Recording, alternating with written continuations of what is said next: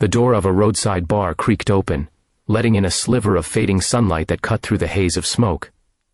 A small figure stepped inside, pausing as the warm light traced her outline. For a heartbeat, the laughter stopped. Every pair of rough, tattooed eyes turned toward the newcomer. She couldn't have been more than 16, maybe 17, thin, hesitant, and lost in a worn leather jacket that hung loosely from her shoulders. Her sneakers were caked with mud, jeans torn at the knees, and her hair was tied back in a careless ponytail. She stood still, gripping the edges of her jacket like armor, while the room filled with low murmurs and curious stares. Then came the laughter.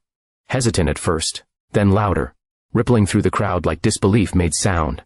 The Iron Wolves, the most feared biker club in the county, had never seen anyone like her walk in alone. A teenage girl standing in a den of grizzled riders who lived by rules older than she was. The biggest of them, a bearded giant everyone called Tank, leaned back and barked, "What's this? A lost Girl Scout?" The room erupted, bottles clinked, boots stomped, and laughter roared. But the girl didn't move. She stood her ground, breathing slow and steady, until the noise began to fade. That's when someone noticed the faded patch stitched to the back of her jacket.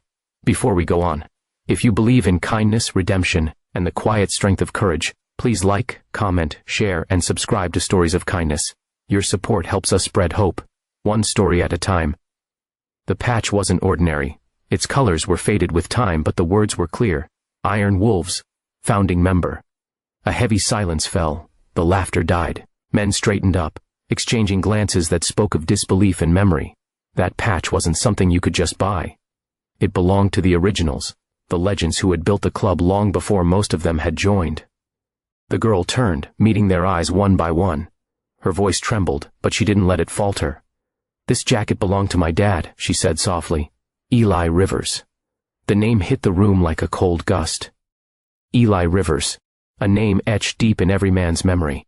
He'd been one of their best riders, a leader who rode hard but lived right. Years ago, Eli had died on Route 66, saving a family trapped in a burning car. None of them had seen his daughter since his funeral. Now here she stood, wearing his jacket. Her name was Mira, and she hadn't come for sympathy, she had come for help. Her mother's health was failing, and the bills were piling up. "I didn't know where else to go," she admitted, voice trembling. "Mom always said Dad's brothers would never let us fall." The words struck hard. Around her, the laughter turned to shame. These were men who had once called Eli their brother, and they had forgotten. Years had passed, promises had faded, and the world had moved on. Tank, the same man who had mocked her, stood up slowly, his rough voice cracked. "Kid, you shouldn't have had to come here alone." He took off his cap, rubbing his hands over his face. The others exchanged silent nods. Something unspoken had been decided. That night, Mara rode home surrounded by thunder. The Iron Wolves rode again, headlights blazing down the dark road, engines growling like the old days. They didn't just fix her house, they rebuilt it. By morning, neighbors stood in awe as bikers painted walls, repaired fences, and unloaded groceries. For the first time in years, Mara's mother smiled. But it wasn't just about repairs. Something within the Wolves had changed.